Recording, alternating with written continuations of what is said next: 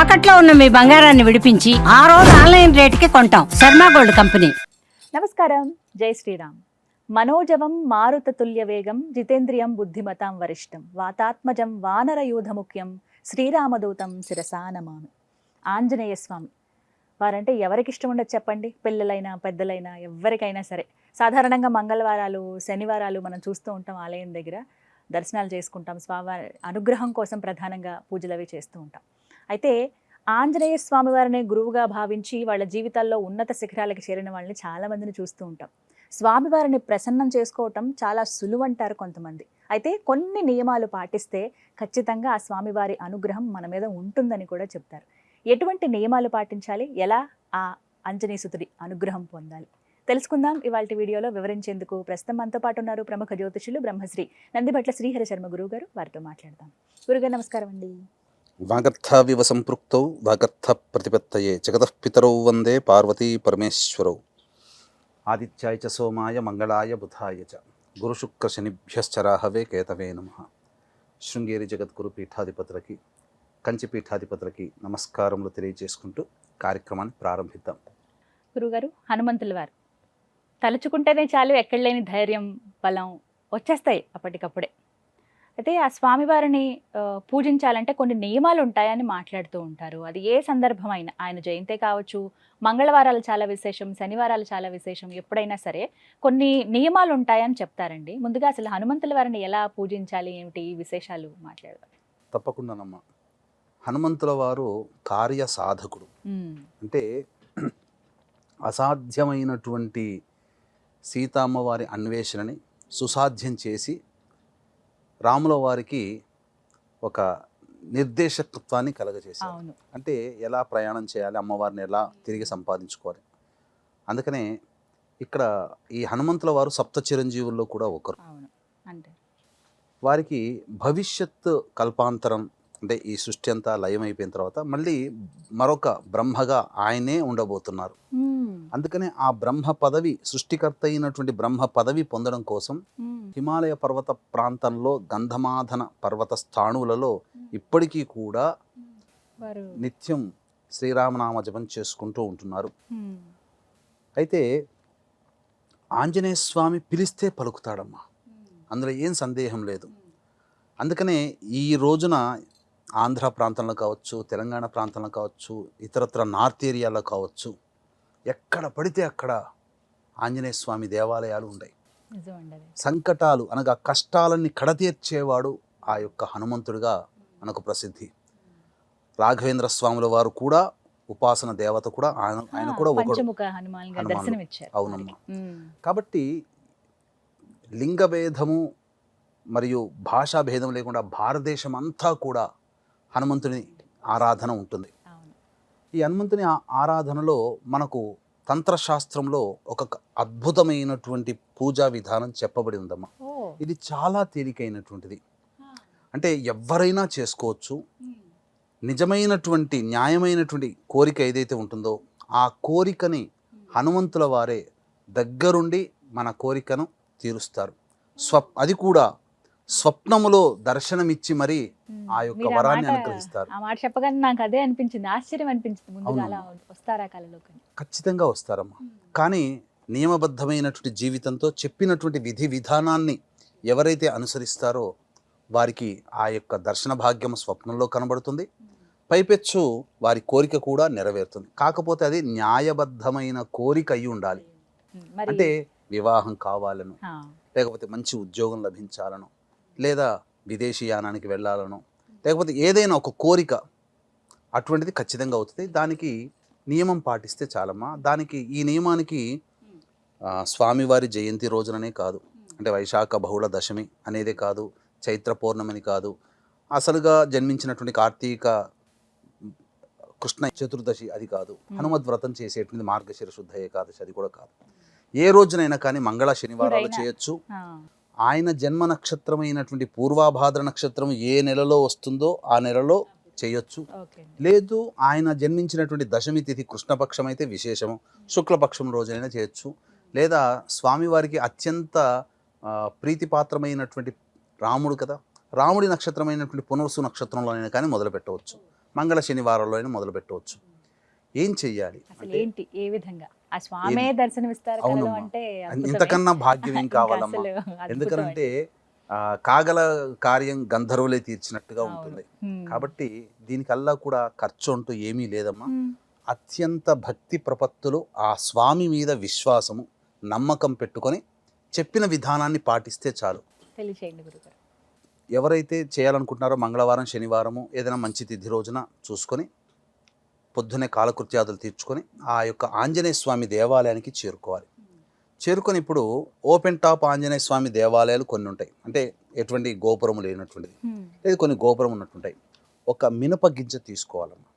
తీసుకొని ఆ స్వామివారి శిరస్సు మీద పెట్టి, ఒకవేళ లోపలికి గర్భగుడిలోకి అవకాశం లేకపోతే స్వామివారి పాదాల దగ్గరైనా, అదీ లేదు స్వామివారి యొక్క ధ్వజస్తంభం దగ్గరనైనా, అది అక్కడ ధ్వజస్తంభం కూడా లేదండి అని అంటారు, స్వామివారి వాహనం లేదా అక్కడ ధ్వజస్తంభం దగ్గర పాదాలు ఉంటాయి కదా, అక్కడైనా కానీ ఆ వారి వాహనం ఒంటే అక్కడైనా కానీ మినపగింజ పెట్టి ఆ స్వామివారికి నమస్కారం చేసి శ్రీరామనామ జపం చేసుకుంటాను. లేదా ఓం హం హనుమతే నమః, హ హరిలో హ, ఆ, ఓం హం హనుమతే హనుమతే నమః అనే నామాన్ని జపం చేసుకుంటూ 11 ప్రదక్షిణలు చేయాలి. స్వామి చూడండి. చేసి ఆ స్వామికి ఎవరైతే ఆ స్వామిని అర్చించాలనుకుంటున్నారో ఆ విధంగా కోరికను 11 ప్రదక్షిణల తర్వాత ఆ స్వామికి విన్నవించుకోవాలి. ఆ యొక్క మినపగింజ పెట్టి ఉంటారు కదా మొదలు, ఆ మినపగింజ తీసుకుని వెళ్ళి ఒక టిన్, ఒక డబ్బాలో వేయాలి.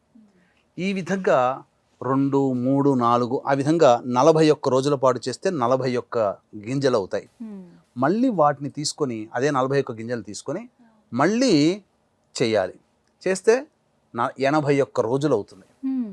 ఖచ్చితంగా చెప్తున్నానమ్మా, ఇది నిరూపించబడినటువంటిది.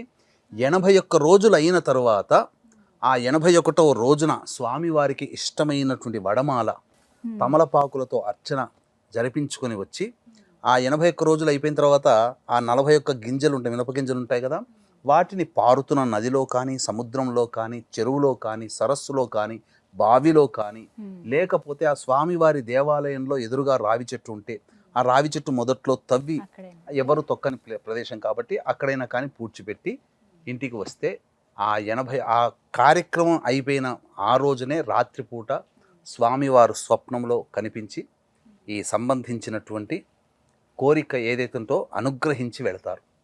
ఇందులో సందేహమే లేదు. ఇది చాలా పరిహారం, చాలా చిన్న పరిహారము, పెద్ద ఖర్చు లేదు, కానీ భక్తి ప్రపత్తులతో ఉండాలి. కొన్ని నియమాలు కూడా పాటించాలమ్మా. మరి మధ్యలో ఎక్కడన్నా ఆటంకం వస్తే ఇక్కడ ముందుగా అడగాలనుకుంది పురుషులైనా స్త్రీలైనా ఎవరైనా చేయొచ్చు కదా? ఎవరైనా చేయొచ్చు, ఎవరైనా చేయొచ్చు. ఎవరైనా చేయొచ్చు. హ్మ్. స్త్రీలకి వరకు వచ్చినప్పుడు ఏంటంటే వారికి ప్రకృతి పరంగా వచ్చేటువంటి ఏదైతే ఇబ్బందులు వస్తాయో అది 3 రోజులు 4 రోజులు మైనస్ చేసుకొని మళ్ళీ తర్వాత 4 రోజులు కలుపుకోవాలి. చేసుకుంటే ఆ విధంగా చేయవచ్చు.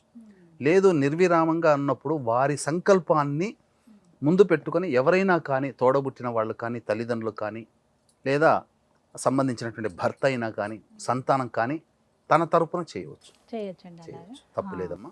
లేదా మీరు చేసుకుంటానన్నా ఆ ఇబ్బంది ఉన్నది కాబట్టి చేసుకోవచ్చు. స్త్రీ పురుష భేదం లేకుండా ఎవరైనా ఈ కార్యం, ఎందుకంటే మనకు ఇది ఎటువంటి సందర్భంలో చేయాలంటే మనం ఎన్నో ప్రయత్నాలు చేసి విసిగి వేసారిపోతాం కదా, అటువంటి సందర్భంలో అసాధ్యమైన కార్యక్రమాన్ని కూడా సుసాధ్యం చేయాలని చెప్పే సదుద్దేశంతో ఆంజనేయ స్వామి వారి మీద నమ్మకం పెట్టుకొని చేసి నియమాలు అనేటివి పాటించాలి. బ్రహ్మచర్య వ్రతాన్ని ఆచరించాలి.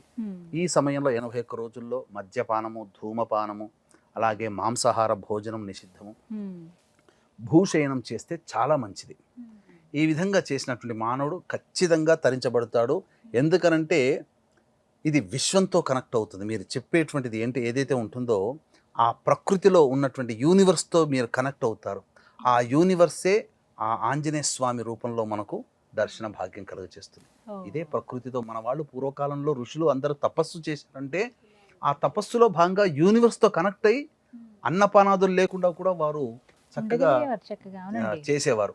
కాబట్టి తదేకమైనటువంటి సంకల్పము, సత్సంకల్పం ఏదైతే ఉంటుందో అది ఖచ్చితంగా జరిగి తీరుతుంది అని చెప్పడంలో ఏమాత్రం సందేహం లేదు. ఈ నియమాలు పాటిస్తే చాలు. ఇంతకు మించి ఇక స్వామివారికి ఇష్టమైనటువంటి నైవేద్యాలు, అర్చనలు కూడా చేయవచ్చు. అంటే అన్ని రోజులు ఎటువంటి నైవేద్యాలు ఏమైనా సమర్పించాలా, కేవలం గుడి దగ్గర వెళ్ళి ప్రదక్షిణ చేసి వస్తే సరిపోతుందా గురుగారు? ఇక్కడ నైవేద్యాల విషయంలో స్వామివారికి కొన్ని చెప్పబడి ఉన్నాయమ్మా. అంటే స్వామివారు అమ్మవారి జాడ వెతుక్కునేటప్పుడు అంటే మనకు శనగ గింజలు, వేరుశనక్కాయలు కాదు, మామూలుగా శనగలు తెలుసు, కొమ్ము శనగలు అంటారు కదా, ఆ కొమ్ము శనగల్ని బట్టిలో కాలిస్తే నల్లటితో ఉన్నటువంటి శనగ గింజల గుళ్ళు ఉంటాయి కదా, ఆ గుళ్ళు ప్లస్ బెల్లము కలిపినటువంటి ఉండలు స్వామివారికి నివేదన చేస్తే చాలా సంతోషిస్తాడట. ఎందుకు అనంటే అమ్మవారి అన్వేషణలో భాగంగా వెళుతున్నప్పుడు ఆ శనగగింజలు బెల్లం చేత పట్టుకొని వెళ్ళాడట. వెళ్ళినప్పుడు ఆ శనగ గింజల తోటలో కొన్ని తీసుకొని వీటిని కలిపి తిన్నాడట. ఆ సందర్భంగా ఆయనకి అది ఇష్టమైపోయింది. అప్పటి నుంచి ఆయనకు ఆ నైవేద్యం పెట్టడం, దాన్ని కమర్తి అని అంటారు నార్త్ సైడ్లో, కమర్తి ప్రసాదం అని అంటారు. ఇక స్వామి వారికి వడమాలంటే చాలా ప్రీతికరం, కానీ కరకరలాడుతూ ఉండాలి. మన ఇంట్లో అయితే మెత్తగా చేసుకుంటాము, 1-2 సార్లు వేయించి కరకరలాడుతున్నటువంటి వడమాలని స్వామివారికి నైవేద్యం. అలాగే లవంగాల మాల మరియు ఈ సంబంధించినటువంటి తులసి మాల వేయవచ్చు. అలాగే ఇలాచి, యాలకుల మాల, తమలపాకుల మాల, తమలపాకులతో అర్చన కూడా చేయవచ్చు, స్వామివారికి ప్రీతికరం. అట్లాగే ఈ సంబంధించినటువంటి స్వామివారికి చమేలి పుష్పాలు అంటే 5 రెక్కలతో ఉన్నటువంటి మల్లెపూలు కానీ చమేలి పుష్పం కానీ మన దగ్గర దొరకదు, నార్త్ సైడ్లో ఎక్కువగా దొరుకుతుంది. మల్లె పువ్వులు అంటే స్వామివారికి చాలా ఇష్టమట. మల్లె పువ్వులతో అర్చన చేస్తే చాలా తొందరగా ప్రీతి ప్రాప్తుడు అవుతాడట. అయితే ఈ సందర్భంగా వీక్షించేటువంటి మన సుమన్ టీవీ ప్రేక్షకులకి ఒక అద్భుతమైనటువంటి రహస్యాన్ని తెలియచేస్తానమ్మా. ఈ రహస్యాన్ని అందరూ పాటించినట్లయితే హనుమంతుల వారికి చాలా ప్రీతి పాత్రులు అవుతారట. అదే వీక్షించేటువంటి ప్రేక్షకులకు కూడా గమనిక. ఈ యొక్క మే 22వ తేదీన స్వామివారి హనుమత్ జయంతి సందర్భంగా జాతకరీత్యా ఇప్పుడు కాలసర్పదోష ప్రభావం ఉన్నది కాబట్టి 12 రాశుల వారికి సంబంధించినటువంటి దోషములు, వారికి ఇబ్బందికర పరిస్థితులు 12 రాశుల వారికి ఉంటాయి. కావున దీన్ని దృష్టిలో పెట్టుకొని సాయంకాల ప్రదోషకాల సమయంలో సర్వదోష నివారణ పూజలు, హోమాలు మరియు హనుమంతునికి విశేషముగా మన్యుసూక్త హోమం అనేటువంటిది జరిపించి శక్తిపాతము చేయబడినటువంటి శంకరుంగలి మాలని ఈ అందజేయడం జరుగుతుంది. అవకాశం ఉన్న వాళ్ళు ఈ కార్యక్రమంలో గోత్రనామాదులు నమోదు చేసుకోవచ్చు. మనం చూస్తుంటేనమ్మా, మనం ఎక్కడైనా హైవేలో చూసినా ఆంజనేయ స్వామి విగ్రహం కనబడుతుంది. ఎందుకు పెడతారంటే వాహనాన్ని ప్రమాదాలు బారిన పడకుండా రక్షించేటువంటి వాడు. అందుకనే ఏ కొత్త వాహనం కొన్నా ఫస్ట్ ఆంజనేయ స్వామి దేవాలయంలోనే పూజ చేయిస్తారు. అందుకనే వాహన ప్రమాదాలు చోటు చేసుకోకుండా ఉండడం కోసం ఈ శంకరుంగలి మాల ఏదైతే ఉంటుందో అది వాహన ప్రమాదాలని నివారిస్తుంది. ఎవరైతే ఈ శంకరుంగలి మాలని ధరిస్తారో, అందుకే 22వ తారీఖు రోజున పూజ చేసి శక్తిపాతము చేసి ఈ యొక్క శంకరుంగలి మాలని అందజేయడం జరుగుతుందమ్మా. చాలా విశేషమైనటువంటిదమ్మా. చెప్తే చాలా, ఎందుకంటే చాలా తక్కువ ఖర్చుతో కూడుకున్నటువంటి. వీక్షించేటువంటి ప్రేక్షకులు కూడా గమనించండి. ఈ స్వామివారికి సంబంధించినటువంటి జయంతి రోజునైనా, స్వామివారి జన్మ నక్షత్రమైనటువంటి పూర్వభాద్ర నక్షత్రం రోజున ఉన్న రోజునైనా, స్వామివారి జన్మతిథి అయినటువంటి దశమి రోజునైనా, రాముడి జన్మ నక్షత్రమైనటువంటి పునరోసు నక్షత్రం రోజునైనా, లేకపోతే మంగళ శనివారం రోజునైనా స్వామివారి దేవాలయానికి వెళ్ళినప్పుడు ఒక అరటిపండ్లు డజన్ కానీ గెలలు కానీ, మీరు చూసారా ఆంజనేయ స్వామి దేవాలయంలో ఎక్కువగా అరటిపండ్లు పెడుతుంటుంటారు. ఎందుకో తెలియదు అసలు, కానీ తీసుకెళ్తుంటారు. ఎందుకంటే స్వామివారికి అరటి పండ్లు అంటే మహాప్రీతి. అసలు ఏ పండు పెట్టినా ప్రీతి పొందడు, అరటి పండ్లు అంటేనే పడిచేస్తాడట. అందుకనే అందరూ అరటి పళ్ళే పెడతారు అక్కడ. మొత్తం దేవాలయం అంతా అరటి పండ్లతో అలంకరిస్తారండి. ఆయనకి మొత్తం అంతా అరటి పండ్లతో చేస్తారు. కాబట్టి వీక్షించే ప్రేక్షకుల్లో ఎవరో కొంతమంది అదృష్టవంతులు అవుతారు ఇప్పుడు చెప్పేటువంటి పని కనుక చేస్తే. ఆ దేవాలయానికి వచ్చిన వాళ్ళందరికీ కూడా అరటిపండ్లు, వీలైనన్ని అరటిపండ్లు ఒక్కొక్కరికి ఒక్కొక్క పండు ఇవ్వండి. లేదా ఆ స్వామివారి అర్చకులకి అరటిపండ్లు, వస్త్రము పెట్టండి, లేదా అరటిపండ్లు దానం చేయండి. లేదా మీ చుట్టుపక్కల ఎవరైనా స్వామివారి భక్తులు ఉంటారు కదా, అపరవీర భక్తులు, వాళ్ళకి అరటిపండ్లు ఇవ్వండి. ఎవరైనా భక్తులు ఆ అరటిపండు పెట్టి ఇచ్చినటువంటి అరటిపండును ఎవరైతే తింటారో ఆ స్వామి తిన్నట్టే లెక్క. కాబట్టి వాళ్ళ సంకల్పం, ఏ సంకల్పం కోసమైతే ఆ అరటిపండ్లను అందరికీ పంచారో ఆ సంకల్పం ఉత్తర క్షణంలోనే తీరిపోతున్నాం. ఇది నియమం, ఇది రహస్యం ఎవరికి తెలియదు. కానీ తెలియకుండానే చాలామంది అరటిపండ్లు పెడుతుంటుంటారు. అరటిపండ్లు అంటే స్వామివారికి ప్రీతి. ముఖ్యంగా ఆ భక్తుడు తినాలి. ఆ ఆంజనేయ స్వామి భక్తుడు గనక తింటే అది అదృష్టమే. ఇది ఎప్పుడైనా సరే ఇవ్వచ్చు ఎప్పుడైనా గురుగారు? చేయొచ్చు. మ్మ్. చాలా చక్కటి పరిహారము, రూపాయి ఖర్చు లేదు. ఈ విధంగా చేసినటువంటి వాళ్ళకి ఖచ్చితంగా ఇది తంత్రశాస్త్రంలో నిరూపితమైనది. ఖచ్చితంగా ఇది పాటించినటువంటి వాళ్ళు పూర్వకాలంలో ఎంతో మంది ఉన్నారు. ఇప్పటి వరకు ఏ ప్రసార మాధ్యమంలో కూడా ఇటువంటి అవునండి, పరిహారాన్ని పరిహారాలు. ఆంజనేయ స్వామికి సంబంధించి ఎక్కడా చెప్పబడలేదు. కాబట్టి చక్కగా విని ఆచరించి ఆ స్వామి యొక్క ప్రత్యక్ష స్వరూపాన్ని స్వప్నంలో దర్శించి తరించండి. చాలా చక్కగా వివరించారండి, ధన్యవాదాలు. సర్వం శ్రీ ఉమామహేశ్వర పరబ్రహ్మార్పణమస్తు.